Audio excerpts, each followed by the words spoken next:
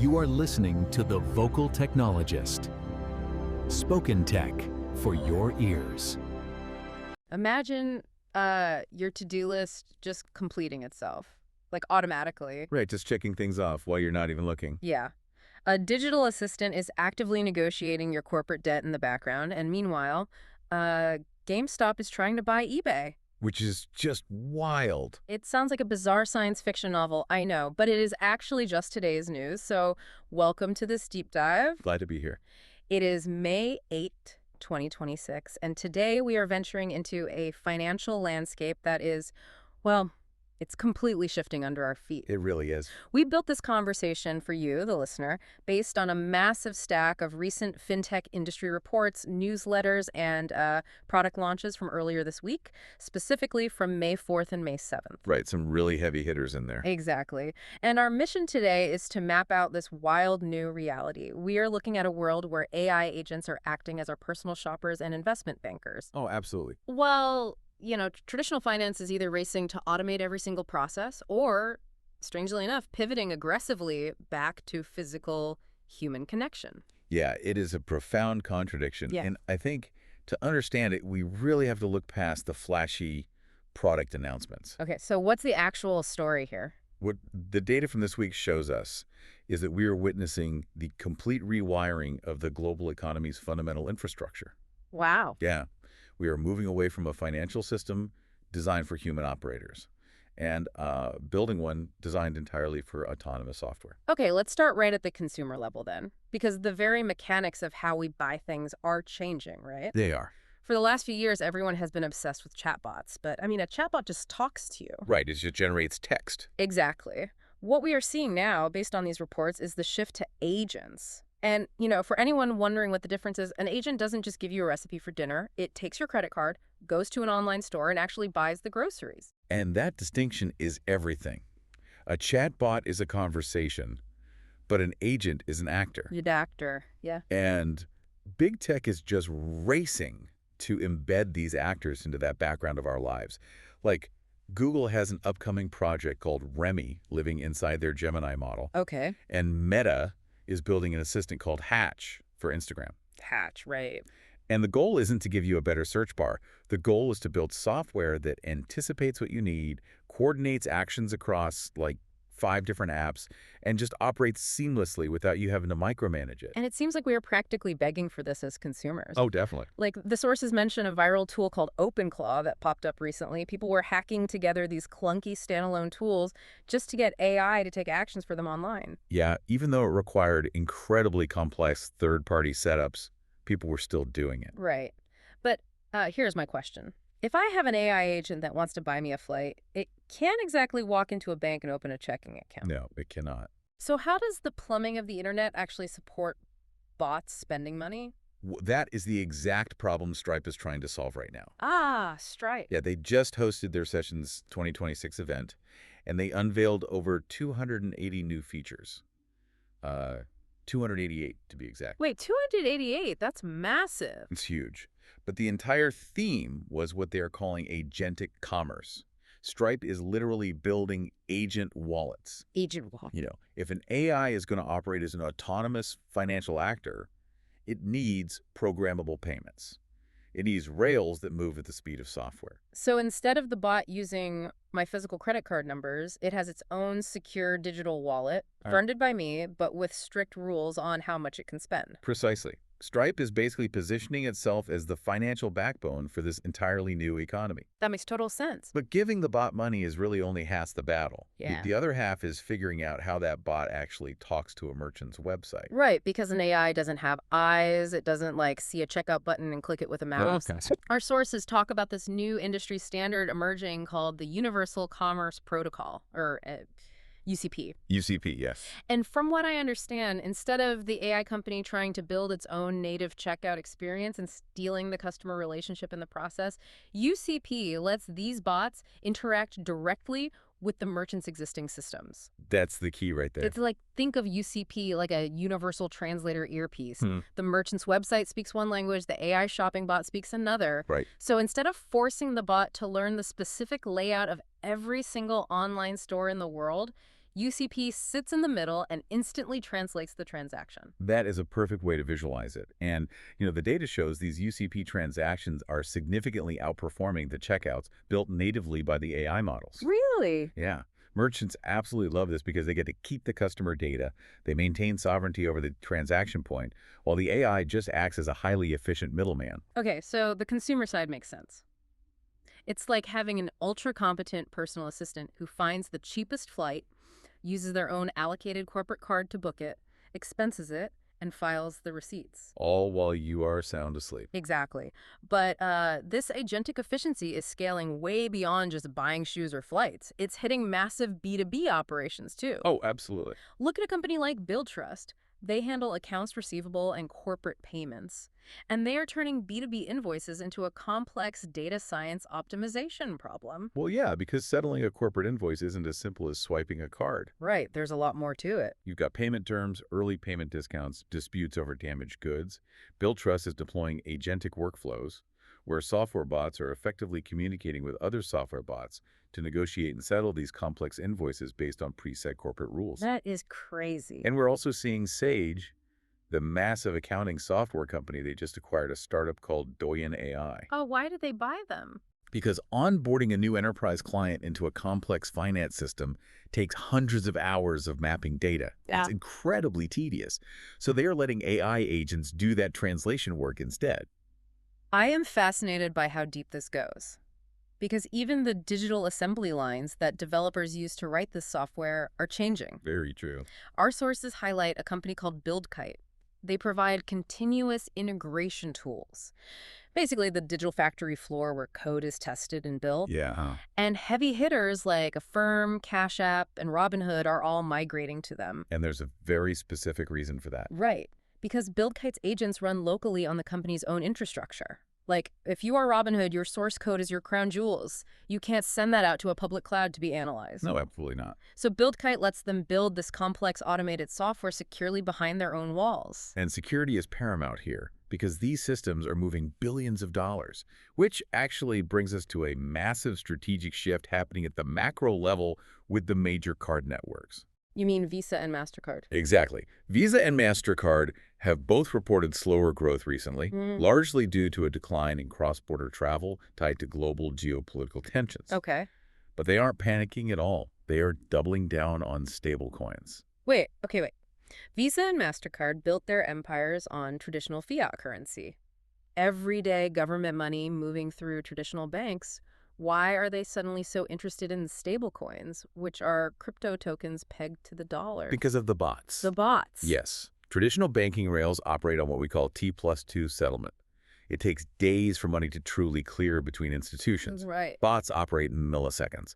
MasterCard just acquired a company called BVNK for $1.8 billion, specifically to bridge traditional fiat systems with blockchain systems. Oh, wow. 1.8 billion. Yeah.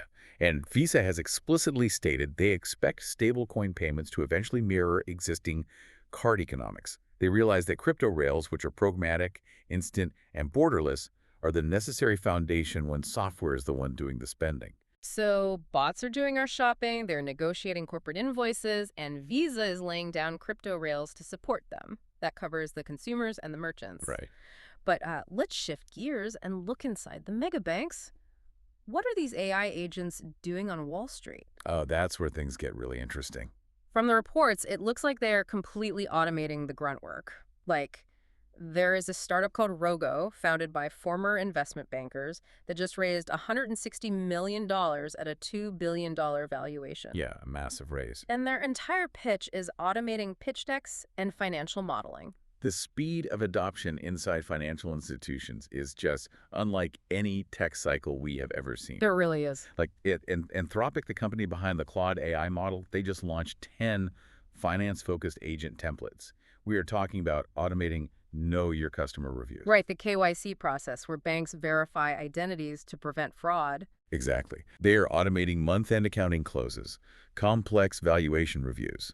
And Anthropic is integrating these directly into Microsoft 365, so the AI lives right inside the Excel spreadsheets and Outlook inboxes that bankers already use. That makes it so much easier to adopt. Plus, they even partnered with private equity giants like Blackstone, Hellman & Friedman, and Goldman Sachs to launch an entirely new AI-native enterprise services firm. And we aren't just talking about pilot programs either. FIS, a massive financial tech provider, partnered with Anthropic to build an anti-money laundering agent. Yeah, an AML agent. And they are deploying it at BMO right now. In the past, if a human investigator flagged a suspicious wire transfer, they had to log into like 5 different banking databases, cross-reference PDFs, write up a report. It took hours. Hours. But this AI agent pulls all that unstructured data across systems simultaneously, analyzes the patterns, and drops a completed investigation file on a human's desk in minutes. It is fundamentally reshaping business models. I mean, look at Allica Bank, a UK challenger bank. They are testing a fully automated AI loan decision system. Fully automated. Fully automated. For messy, unstructured loan requests from small businesses, they are generating final credit decisions in 12 minutes with zero human involvement. 12 minutes. Or look at the travel sector. Amex Global Business Travel is being acquired for $6.3 billion precisely because AI is fundamentally changing how complex corporate travel policies are managed. It's touching every sector. Yeah, and in the debt markets, a company called Ninefin just hit a $1.3 billion valuation because their AI can instantly read and analyze hundreds of pages of dense legal covenants in bond documents. But you know, this hyper-efficiency comes with a very real human cost. It does. Coinbase just announced they are cutting about 14% of their workforce, which is around 700 jobs, and their CEO explicitly stated this is not a traditional layoff. It is an AI-driven reorganization. Yeah, that was a huge statement. The tools are letting smaller teams operate more effectively, so the junior headcount just isn't needed anymore. Which brings us to perhaps the most alarming finding in our stack of sources today. Okay, what's that? The regulatory blind spot. According to a deep dive report by Lex, finance firms are adopting AI at twice the pace of their regulators. Twice the pace. Yeah. 4 out of 5 financial firms are actively using AI in their daily operations, but 43% of regulators aren't even tracking its adoption. I have to pause you there because this is wild. If an AI agent denies my small business loan in 12 minutes, and the government regulator doesn't even have the technical capacity to know that AI model exists, who do I complain to? The Matrix. Well, that's exactly the problem. It seems incredibly dangerous to have the referees completely absent from the field. It is dangerous, and the Lex report highlights why. Regulators are plagued by low cloud adoption, weak internal tooling, and massive talent gaps. They simply cannot hire the engineers needed to audit these systems. Because all the engineers are going to the AI companies. Yeah. Right. And this creates a severe systemic concentration risk. That same report noted that 76% of these financial firms are relying on OpenAI's models. Wait, 76% on one company? Yes. We are concentrating the decision-making power of global finance into a tiny handful of tech companies. If one of those models has a failure or a security breach, it is a massive single point of failure for the entire economy. Okay, that is terrifying. But some players are at least trying to build guardrails, right? They are, yeah. Nature Alpha is launching something they call an AI guardrail framework. They are distributing monthly updates called Claude skills to help keep these language models grounded when they are analyzing highly specific data like corporate biodiversity risk. That's a great example. Because if a bank's AI hallucinates a fake data point about a company's carbon footprint, automated trading algorithms might dump millions of dollars of that stock instantly. Exactly. They even launched a dedicated server protocol so the AI can securely query real-time data sets without making things up. And those guardrails are critical. The sheer volume of capital moving toward this technology means Wall Street is viewing AI completely differently than past tech trends, like, crypto or the metaverse. Right, it's not just a fad. No. Blackstone didn't just invest in AI startups. They restructured their entire organization to create a dedicated unit called Blackstone N1. Large asset managers now view AI not as a subset of their tech department, but as its own foundational asset class. So the back end of finance is transforming into this hyper-automated, highly concentrated, opaque machine where AI bots talk to other AI bots in milliseconds. That's the reality, yes. But what I find truly fascinating in our sources is that there's an equal and opposite reaction happening on the front end. Yeah, this was really interesting to see. As the back end gets darker and more complex, there's this massive coordinated push to democratize access, clarify the rules, and actually reintroduce human tangibility to the consumer. And it makes perfect psychological sense. Yeah. When the systems governing our money become invisible, people demand intense visibility and control in other areas. Let's look at democratization first. Robinhood just launched an IPO for their new ventures fund, and it attracted over 150,000 retail investors. That's huge for retail. It is. Right. Historically, if you wanted to invest in private tech giants like Databricks or OpenAI, you had to be an accredited multimillionaire. And your money was locked up for a decade, while venture capitalists took a massive 20% cut of your profits, what they call carried interest. Right, the traditional VC model.